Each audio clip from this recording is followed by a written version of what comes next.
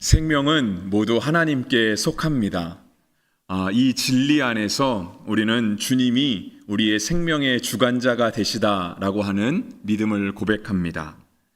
주님께서 우리의 생명의 주관자 되신다라고 하는 이 믿음 속에서 우리는 내가 오늘도 생명을 가지고 있다라고 하는 것을 느낄 때마다 하나님은 생명의 주관자가 되시기에 우리는 우리의 생명 안에서 하나님을 발견할 수 있어야 됩니다. 그것이 꼭 나의 생명만 해당하는 것은 아니고요.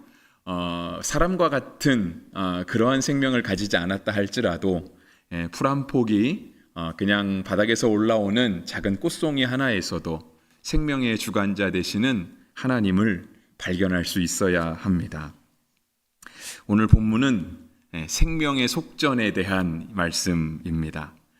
신약 성경에서는요, 성전세라고 소위 불리기도 했습니다. 하지만 성경 안에 이렇게 성전세라고 하는 그런 용어는 나오지 않습니다. 그냥 성소에 바치는 이렇게 세겔, 성소에 드리는 세겔이 있었다라고 이야기가 나오고요. 꼭 예루살렘에 있는 성전에만 바쳤던 것으로 이해되는 것은 아니고 이스라엘 안에 존재했던 각 회당마다 그 회당에 드리는 성전세 역시 하나님께 드리는 성전세로서 같은 개념으로 포함이 되기도 했습니다. 하나님께서는 이스라엘 인구를 계수할 때마다 한 사람 앞에 반세겔씩 그 생명의 속전을 내라고 명하셨습니다. 그것이 이제 오늘 본문에 나와 있는 말씀인데요. 그렇게 성전세를 내는 것으로 말미암아, 그러니까 생명의 속전을 드린 것으로 말미암아 회막 봉사에 쓰이게 될 것이다라고 하는 말씀을 오늘 우리에게 주셨습니다. 이게 신약시대에 가서 성전세로 쓰였던 하나의 증거가 있죠. 그러니까 마태복음 17장에 나오는 이야기인데요. 예수님께서 가버나움에 들어가셨더니 세계를 받는 사람, 그러니까 반세계를 받는 사람들이 베드로에게 옵니다. 그래서 왜 너희 선생은 반세계를 내지 않느냐고 이렇게 따지고 묻죠. 그랬더니 이제 과연 이게 이 성전세를 내는 게 맞느냐 틀리느냐에 대한 아주 짧은 논의가 있은 다음에 예수님께서 베드로에게 바다에 가서 낚시를 던져서 가장 먼저 올라오는 물고기의 입을 열면 한 세겔이 있을 건데 그 한 세겔을 나와 너를 위한 성전세로 내어라 라고 하시는 말씀이 기록이 되어 있습니다. 이것은 오늘의 본문에 나타나는 생명의 속전에서부터 시작이 됐습니다. 그러니까 생명의 속전은 아까도 말씀드린 것처럼 모든 생명이 하나님께 속하였다라고 하는 것을 아주 잘 보여주는 말씀입니다. 그런데 오늘 우리가 이 생명의 속전에 대해서 살펴보려고 하는 것은요, 모든 생명이 하나님께 있다라고 하는 이 사실을 우리가 살펴보려고 하는 것이죠. 그러니까 거기에 초점이 있다라고 하는 거예요. 이것을 잘 보여주는 말씀, 역시 신약에서 찾아보면은 우리가 이제 주일에 누가복음을 보면서도 한 번은 살펴보았던 말씀인데요. 누가복음 12장에 소위 말하는 어리석은 부자의 비유가 나옵니다. 주일에도 한번 설교는 했었는데요. 12장 16절부터 20절까지의 말씀을 제가 조금 빠르게 읽어드리겠습니다. 또 비유로 그들에게 말하여 이르시되 한 부자가 그 밭에 소출이 풍성함에 심중에 생각하여 이르되 내가 곡식 쌓아둘 곳이 없으니 어찌할까 하고 또 이르되 내가 이렇게 하리라 내 곡간을 헐고 더 크게 짓고 내 모든 곡식과 물건을 거기 쌓아두리라. 또 내가 내 영혼에게 이르되 영혼아 여러 해 쓸 물건을 많이 쌓아두었으니 평안히 쉬고 먹고 마시고 즐거워하자 하리라 하되 하나님은 이르시되 어리석은 자여 오늘 밤에 내 영혼을 도로 찾으리니 그러면 내 준비한 것이 누구의 것이 되겠느냐 하셨으니. 이 누가복음 12장에 등장하는 이 어리석은 부자의 비유는요, 이 부자가 얼마나 어리석은가도 보여주고요, 또 사람이 얼만큼 돈에 집착하고 있는가도 역시 보여줍니다. 그런데 무엇보다 우리 가운데 보여주는 것은 이 사람을 어리석다 말하는 것, 바로 생명의 주관자가 하나님 되신다라고 하는 사실을 우리 가운데 일깨워주고 있는 것이죠. 생명이 하나님께 속하였다는 사실을 우리가 믿음으로 고백하게 되면 그때 우리가 비로소 하나님께 영광을 돌리는 삶을 살 수 있습니다. 그러니까 생명이 내 것이니까, 내가 내 인생을 사는 거니까 내가 내 인생의 일부를 하나님께 할애해 드리는 것, 내가 내 인생의 일부는 바쁜 직장 생활에 쓰기도 하고, 일부는 취미 생활에 쓰기도 하고, 일부는 가족을 위해서 쓰기도 하고, 내가 그렇게 나의 삶을 내가 주장해서 쓴다라고 하면 마치 우리가 하나님께 예배를 드리고 하나님 앞에 헌신하고 봉사하는 것도 내가 나의 계획의 일부인 것처럼, 하나님께 떼어드리는 나의 몫의 일부인 것처럼 여겨질 때가 많다라고 하는 것이죠. 그런데 우리의 생명 자체가 처음부터 끝까지 하나님께 속하였다라는 사실을 알면 그때부터는 우리가 삶을 대하는 자세가 달라지게 되는 겁니다. 우리가 성경에 나오는 말은 아닌데 장례식장을 가거나 예전에 오늘 하루가 얼마나 소중한 하루인가라고 하는 것들을 일깨우기 위해서 이런 말들을 하고 했습니다. 그러니까 오늘 우리가 살아가고 있는 오늘은 어제 죽은 자가 그토록 소망했던 내일이었다라고 하는 그런 말들을 떠올리고는 하죠. 근데 우리가 이제 그런 말들을 생각해 보면 오늘 하루가 얼마나 소중하다라고 하는 것을 생각하게 되면서 오늘 하루를 정말 잘 살아야 되겠구나, 내가 이렇게 정말 허투루 살 게 아니라 정말 인생을 제대로 살아야 되겠구나라고 하는 그러한 생각을 갖게 되는 거죠. 그런데 그리스도인은 거기서 끝나면 안 되는 겁니다. 그리스도인은 우리의 생명이 하나님께로부터 부여받은 것이구나라고 하는 그 생명의 주인이 되신 하나님까지 발견할 수 있어야 하는 겁니다. 그래야 하나님께서 매일매일의 하루를 우리 가운데 주실 때, 오늘 우리에게 건강을 주실 때 이 건강의 소중함도 알게 되고요, 매일매일의 시간의 소중함도 알게 되는 것이고요, 그리고 하나님께 생명이 속해 있다라고 하는 사실을 알게 되면, 제가 새벽에도 잠깐 말씀드린 기억이 있는데요, 우리의 아픈 것이나 우리의 죽음까지도 하나님께 감사함으로 고백할 수 있는 거죠. 그래서 로마서에는 이렇게 말씀을 합니다. 우리가 살아도 주를 위하여 살고 죽어도 주를 위하여 죽나니 그러므로 사나 죽으나 우리가 주의 것이로다. 오늘 우리가 이 말씀에 아멘 하셨는데요, 정말 아멘 할 수 있다라고 한다면 오늘 우리가 아픈 것도 하나님께 감사할 수 있어야 되고요, 우리의 죽음도 하나님께 감사할 수 있어야 된다라고 하는 거예요. 진짜 우리 생명이 하나님께 속한 것이구나. 네. 오늘 구약의 말씀에서 이 생명의 속전에서 바로 그것을 주님께서 우리에게 말씀하고 계십니다. 생명이 하나님께 속했다라고 할 때 또 하나 생각해 볼 수 있는 것은요, 오늘 본문 말씀에도 나와 있는데요, 15절 말씀에 기록하고 있죠. 너희의 생명을 대속하기 위하여 여호와께 드릴 때에 부자라고 반세겔에서 더 내지 말고 가난한 자라고 덜 내지 말지며 라고 15절에 말씀하고 있습니다. 그러니까 생명의 주인이 하나님이다 라고 하는 믿음을 고백하면 부자나 가난한 자나 생명의 값은 똑같다라고 하는 거예요. 그러니까 직분이 높은 자나 낮은 자나, 권력을 가진 자나 갖지 못한 자나, 많이 배운 자나 적게 배운 자나, 아주 잘 나가는 G7에 해당하는 그런 국가에서 태어난 사람이나, 우리가 이름을 들어도 어느 나라인지 알지 못하는, 지구상 어디 위치했는지 알지 못하는 그런 나라에 태어난 사람이나 생명의 값은 똑같다라고 하는 것이죠. 그래서 사실상은 이 생명의 주인이 하나님이시다라고 하는 이 진리를 붙들고 실은 많은 선교사님들이 세계 각지를 향해 나가 있는 겁니다.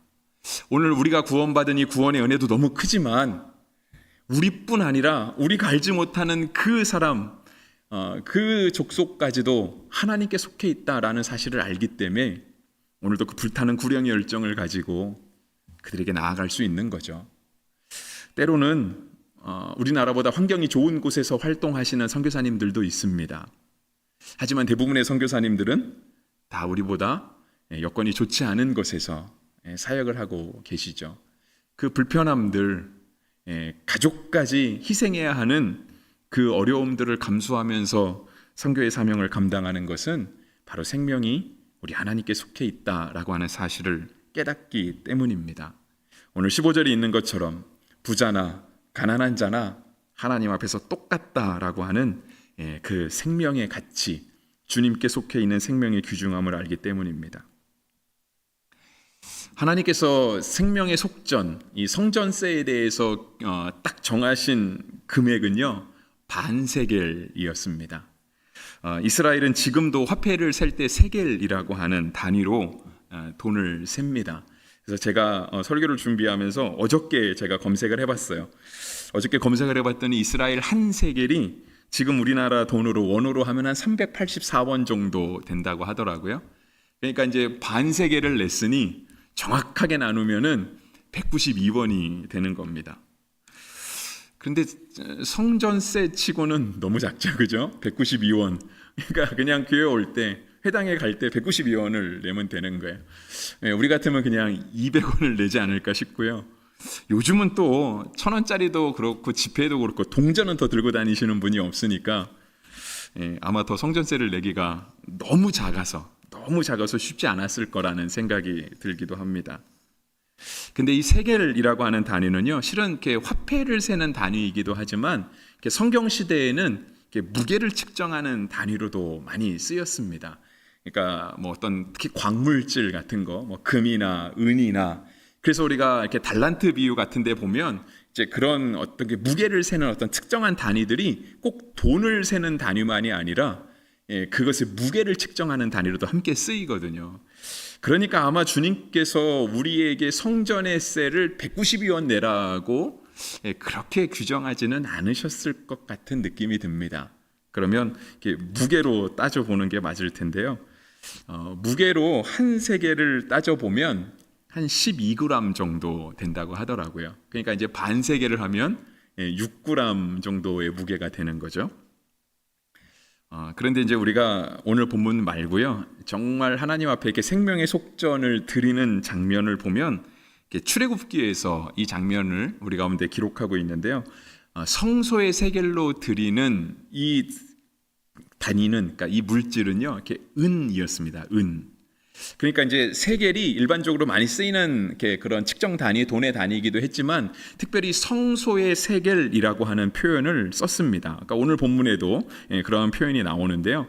이 성소의 세겔은 그 당시 이렇게 많이 이렇게 민간에서 쓰이는 어떤 그런 은이나 어떤 화폐 단위의 기준이 되는 거죠. 왜냐하면 지금은 우리가 이렇게 조폐공사에서 돈을 딱 찍어내잖아요. 그러니까 대한민국 사는 사람 그 누구가 어디서 살아도 1,000원의 가치는 똑같은 1,000원의 가치를 갖는 거죠. 심지어 우리나라가 아니라 다른 나라에서도 똑같이 우리나라 한국은행에서 발행한 1,000원을 들고 있으면 1,000원의 값어치를 가지고 있는 거예요. 만드는 곳이 국가가 공인한 데서, 국가가 관장하는 데서 만들기 때문에 그렇습니다. 근데 옛날 시대는 그렇지가 않잖아요. 옛날 시대는 기준이 필요한 거예요. 그러니까 이제 성소에서 쓰는 세겔을 이제 기준으로 쓰기를 했는데요. 주로 이제 은으로 이렇게 반 세겔을 냈던 거죠. 그래서 제가 그것도 찾아봤어요. 그래서 이제 은 한 돈 뭐 이렇게 찾아봤더니 은 한 돈, 그러니까 이제 가격이, 그러니까 달러로 봤을 때 한 돈이라고 보다 아까 은 6g이라고 그랬잖아요. 은 6g의 가격을 미국의 달러로 따지면 한 6달러 정도, 6달러 46센트 정도 나오더라고요. 그래서 이거를 또 한국 돈으로 환산해 봤더니 한 8,850원 정도 이렇게 나오더라고요. 처음에 192원보다는 많이 올라가기는 했지만, 그렇죠? 한 8,800원 정도 되는 돈이 그래도 그렇게 큰 돈은 아니다라고 하는 사실을 알게 됩니다. 제가 이러한 말씀을 드리는 거는요, 하나님께서 우리에게 성전의 세를 드리라고 하는 것, 반세겔을 드려라 라고 말씀하신 것은 하나님이 결코 우리에게 돈을 갖다 바치라는 의미는 아니다라고 하는 거예요. 그리고 이 부자라고 더 내지 말고 가난한 자라고 덜 내지 말고 똑같은 금액을 내라라고 할 때 있어서 부자나 가난한 자가 똑같다라고 하는 것, 근데 그것이 어떻게 똑같느냐? 성소의 세겔로 반세겔로 똑같다라는 거예요. 그러면 그 값이 8,800원이냐? 사람의 생명은 돈으로 역시 환산할 수 없다는 거죠. 그게 만약에 엄청난 액수라고 한다면 부자는 어떻게 낼지 가난한 자는 내기 어렵겠죠. 부자는 좀 낼지 모르지만, 근데 그것이 아주 엄청난 액수라고 한다 할지라도, 그러니까 납득이 갈 만한, 사람의 생명값은 이 정도는 돼야지 납득이 된다 할지라도 사람의 생명은 돈으로 환산할 수 없다라고 하는 거예요. 왜냐하면 오늘 설교의 핵심은 그거잖아요. 우리의 생명은 하나님께 속해 있다. 그러니까 하나님께 속한 것의 가치를 세상의 가치로 감히 비교할 수 없다라고 하는 거예요. 우리가 이렇게 전도 대상자를 품고 전도할 때 교회 가자고 그렇게 얘기를 해도 교회를 안 가시는 분들, 옛날에 그런 말씀들 많이 했죠. 교회 가면 밥이 나오냐 떡이 나오냐, 그죠? 맞아요. 믿지 않는 분들의 기본적인 생각은 그거예요. 우리가 가지고 있는 믿음을 우리가 측정할 수 있는 어떤 화폐, 어떤 물질적인 기준으로 재보려고 하는 그런 마음이 자꾸 있는 거죠. 그래서 다른 말로 하면 그거죠. 도대체 교회 다니면 뭐가 유익한데? 라고 하는 질문과 교회 나오면 믿음은 그 무엇으로 설명이 된다 할지라도요, 사실상은 세상의 가치로 비교해서 설명하는 것은 불완전하다라고 하는 거예요. 그래서 우리의 믿음은 세상의 말로 잘 설명되지 않고요, 세상의 가치로 잘 납득이 되지 않아요. 그래서 우리가 믿음을 가지고 살아갈 때 우리가 가진 믿음의 어떤 이런 척도들을요, 자꾸 어떠한 것으로 견주어서 빗대어 보려고 생각하는 것 자체가 실은 하나님 입장에서 볼 때는 어긋난 행동일 수 있다라는 거죠. 어긋난 믿음일 수 있다라고 하는 거예요. 그리고 우리의 생명이 하나님께 속했다라고 하는 사실을, 이 진리를 깨닫게 되면 오늘 우리가 하루의 시간을 살아가면서 우리의 삶을 살아가면서 건강하든 건강하지 못하든 때는 살든 죽든 그것이 하나님께 영광이 되는 삶이다라고 하는 것들을 깨달음과 동시에 우리가 이 믿음 속에서 정말 이 생명의 가치를 발견할 수 있어야 된다. 사람뿐 아니라 그냥 풀 한 포기 들꽃 하나에서 생명의 가치를 발견할 수 있어야 된다라고 하는 것처럼 하나님께 속한 것에 대한 가치를 환산할 수 없다라고 하는 이 생각까지 같이 우리가 갖게 되면 우리의 기도가 사실상 변할 수 있다라고 하는 거예요. 우리가 신앙생활하면서 하나님께 요구하는 것들, 하나님 앞에 어떻게 무언가를 이루고자 하는 그러한 기준들이 사실상 변할 수 있다라고 하는 거죠. 그러니까 우리가 꼭 교리 시간에 배우는 것처럼, 아니면 목사님이나 믿음 좋은 사람이 말하는 것처럼 살아도 주를 위해 죽어도 주를 위해 살아야 돼 라고 할 때 우리가 정말 이렇게 목사님 앞에서 대답하거나 나는 듣는 사람 많은 사람 앞에서 나도 아멘 해야지 라고 하는 그런 아멘이 아니라 진짜 나의 삶을 다시 돌아보면서 그 질문 가운데, 그 명제 가운데 정말 아멘 할 수 있는 새로운 믿음이 생겨날 수 있다라고 하는 거예요. 쉽게 말하면 그런 겁니다. 우리의 기도가 하나님 우리 좀 건강하게 해주십시오. 하나님 우리 돈 좀 많이 벌게 해주십시오. 우리 좀 성공하게 해주십시오. 자녀 좋은 대학 가게 해주십시오. 좋은 직장 취직하게 해주십시오. 우리의 믿음을 너무 측정하기 쉬운 세상의 가치에 비교하는 거예요. 근데 우리의 믿음은 거기에 비교될 수 있는 게 아니거든요. 거기에 측정될 수 있는 게 아니거든요. 만약에 하나님께서 정말 우리의 믿음을 그렇게 생각하시고 우리의 생명의 값을 그렇게 생각하셨다라고 한다면 하나님께서 굳이 반세계를 내라고는 하지 않으셨을 거예요. 진짜 하나님이 달란트를 맡기는 것처럼 달란트를 이렇게 턱턱 맡기셔야 될 거예요. 네. 우리가 하나님 앞에서 가질 수 있는 우리의 믿음은 우리가 하나님께 속했습니다. 그래서 우리가 세상의 기준에 따라서 살지 않겠습니다 라고 하는 그 믿음을 발견하게 되는 것이죠. 여기서 또 주님은 한 가지 더 차별하지 않는다라고 하는 것도 발견하게 됩니다. 하나님은 부자라고 해서 가난한 자라고 해서 차별하지 않으시고요, 똑같은 액수를 말씀하시거든요. 우리 주님이 우리를 차별하지 않으신다는 얘기는요, 성경 안에 너무나 많이 나와 있습니다. 우리도 그렇게 생각하잖아요. 하나님은 공평하신 하나님, 하나님은 우리를 차별하지 않으실 거야. 설령 내가 세상에서 억울하고 소외당하고 건강하지 못해도 내가 주님께 가면 하나님이 나를 진정으로 나의 값어치를 알아주실 거야 라고 하는 믿음을 우리는 가지고 있잖아요. 또 하나님은 그러실 거기 때문에 우리가 하나님을 믿는 거기도 하고요. 마태복음 10장 32절 이렇게 얘기하시죠. 누구든지 사람 앞에서 나를 시인하면 나도 하늘에 계신 내 아버지 앞에서 그를 시인할 것이요. 누구든지 하나님만 시인하면, 예수 그리스도를 시인하면 하나님이 우리를 시인하신다는 거예요. 무슨 말이냐면 우리 어렸을 때 부른 찬양 돈으로도 못 가요. 돈 있는 사람이 예수님을 시인하면 그 사람이 예수님 딱 보고 인정해 줄게. 지식으로 못 가요 있잖아요. 공부 좀 한 사람이 예수님을 시인하며 많이 배웠으니까 너가 인정하는 믿음은 대단한 믿음이야. 하나님께서 그렇게 여겨주시지 않는다라고 하는 거예요. 누구든지 예수님을 시인하면 주님도 그 사람을 시인해 주실 것이다. 차별하지 않으시겠다라고 하는 말이죠. 사도행전 2장 21절 누구든지 주의 이름을 부르는 자는 구원을 받으리라 하였느니라. 그렇죠? 우리가 복음 전할 때, 전도할 때 많이 쓰는 말씀이잖아요. 누구든지 주의 이름을 부르는 자는 구원을 받으리라. 임종 때에도 이 말씀 많이 인용합니다. 과거의 삶을 묻지 않는 거죠. 누구든지 주의 이름을 부를 때 하나님께서 우리를 구원하신다. 하나님 우리를 차별하지 않으신다라고 하는 걸 보게 되는. 로마서 3장 22절 곧 예수 그리스도를 믿음으로 말미암아 모든 사람에게 미치는 하나님의 은이 차별이 없느니라. 아주 로마서에서는 대놓고 얘기하시죠. 하나님은 차별하지 않으신다. 심지어 헬라인이나 야만인이나, 여기서 야만인은 헬라 말을 못하는 사람들.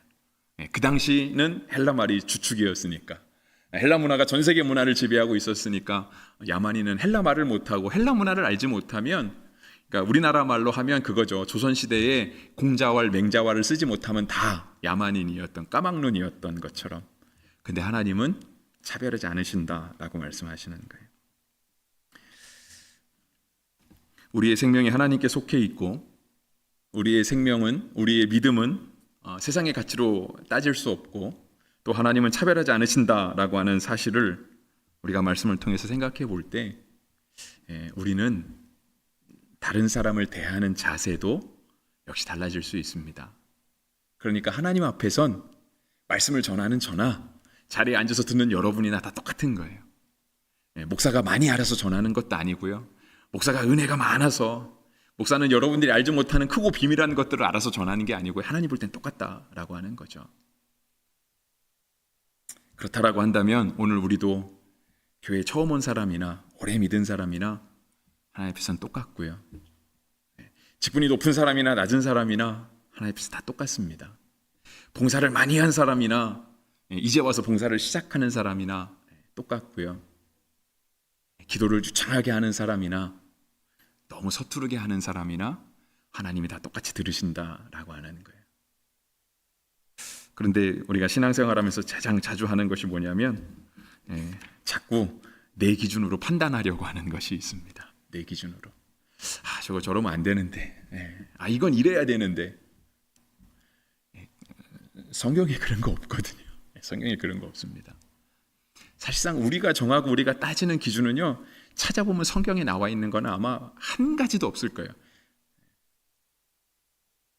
사실상은 다 우리가 정해놓은 그런 기준인 경우가 굉장히 많다라고 하는 거죠. 근데 우리가 대부분의 사람들을요, 성경의 기준으로 보지 않고요, 다 내가 세워놓은 기준으로 사람들을 자꾸 다 살펴봐요. 그리고 그 사람이 믿음이 좋다는 둥, 나쁘다는 둥, 그 사람은 참 훌륭한 분이라는 둥, 훌륭하지 않다는 둥. 우리의 생명이 하나님 앞에서 똑같다라고 하는 걸 생각해 보면 우리의 말과 판단의 기준도 다 달라져야만 하는 것입니다. 오늘 말씀에 보면은요, 그러한 결론이 있어요. 16절에 생명의 속전을 내면은요, 그 생명의 속전을 가지고 회막 봉사에 쓰라고 말씀하세요. 그래서 회막은 성막이잖아요. 그러니까 곧 성전이고 오늘날로 따지면 교회죠. 출애굽 시대에 아직 성전을 지을 수가 없으니까 성막을 지은 거죠. 그 성막에서 하나님이 이스라엘 백성과 만나 주신 거예요. 그래서 회막이었고요. 지금으로 따지면 바로 교회인데요. 하나님께 드리는 이 생명의 속전을 가지고 하나님께서 교회의 봉사를 위해서 사용하라라고 말씀하신 거예요. 다시 말해서 생명의 속전을 드릴 때 교회가 교회답게 세워질 수 있게 되는 것이죠. 근데 우리가 생명의 속전을 하나님께 드리는 거니까 그 생명의 속전에 합당하게 드려야 되잖아요. 그러니까 부자라고 더 내지 말고 가난한 자라고 들려면 안 되는 거예요. 근데 그것이 꼭 액수에 정한 것이 아니라 그 생명의 속전을 드리는 우리의 신앙의 자세가 하나님 앞에 올바라야 그것을 가지고 비로소 회막 봉사에 쓸 수 있다라고 하는 거예요. 그것으로 인하여 교회가 세워질 수 있다라고 하는 거죠. 12절 말씀에 보면은요, 그런 말씀이 있어요. 12절 끝에 보시면 그들 중에 질병을 없게 하려 함이라. 생명의 속전을 바치는 거예요. 그렇게 생명의 속전을 바치고 회막 봉사를 쓰는데요, 하나님께 드리는 그 생명의 속전으로 말미암아 하나님께서 이스라엘 백성 가운데 질병이 없게 하신다라고 하는 거예요. 첫 번째 의미는 그것 거예요. 진짜 질병을 없게 하셨을 거예요. 하나님께서 이스라엘 백성의 건강을 지켜주셨겠죠. 광야를 걸어가며 심지어 정착하고 살았다 할지라도요, 병을 고치는 능력이 하나님께 있잖아요. 하나님께서 정말 이스라엘 백성의 질병을 없애주셨을 거예요. 그런데 더 나아가서 하나님이 원하시는 하나님의 뜻에 맞는 생명의 속전을 드릴 때 하나님께서 이스라엘 공동체 가운데 죄가 틈타지 못하게 하는 것이죠. 부정적인 것이 틈타지 못하게 하는 거예요. 마치 오염된 거 없이 거룩하고 깨끗한 것처럼 질병이 없고 온전하게 하시는 그러한 교회를 하나님께서 세우시겠다라고 말씀하시는 것과 같은 거예요. 오늘 우리가 주님 앞에 나올 때 율법에 있는 것처럼 생명의 속전을 드리지는 않지만 우리가 이 생명의 속전에 준하는 그러한 신앙을 가질 때, 그러한 예물을 드리고 그러한 예배를 드리고 그러한 봉사를 주님께 드리고 그렇게 섬기며 살아갈 때 그것으로 인해서 하나님께서 회막의 봉사에 쓰게 하라, 교회를 세우게 하시는 하나님의 놀라운 일들을 이루어 가실 것입니다. 정말 예수님이 의도하신 교회를 주님이 그렇게 세워 가시겠죠. 질병이 없게 된다. 생명의 속전, 그게 곧 생명력을 말하는 거잖아요. 살아있는, 그러니까 아파서 시름시름 건드려도 반응하지 않는 그러한 시름시름 알아가는 것이 아니라 생명력이 느껴지는 것이 바로 생명의 속전의 뜻이잖아요. 우리의 생명이 다 주님께 속해 있고 우리가 주님께 속해 있다라는 것을 깨닫게 될 때 그때 우리가 주님 안에서 오는 그 생명력을 느끼게 될 것입니다.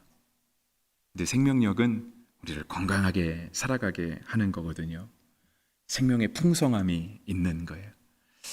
때가 돼서 날이 더워지고 나무가 푸릇푸릇해지고 그렇게 시간이 변해가는 것처럼 우리가 주님 앞에 우리가 주님께 속했습니다. 우리가 주님 앞에 주의 뜻에 맞는 생명의 속전, 그러한 생명을 드리고 믿음을 드리고 하나님 앞에 그렇게 살아가겠습니다 할 때 주님께서 그것을 통해서 회막 봉사가 이루어지게 하는 것처럼, 교회를 세우시게 하는 것처럼 우리를 통해서 이 땅 가운데 정말 죽은 자를 살리시는, 생명을 살려내시는 그리스도의 복음이 전파되어져 갈 줄을 믿습니다.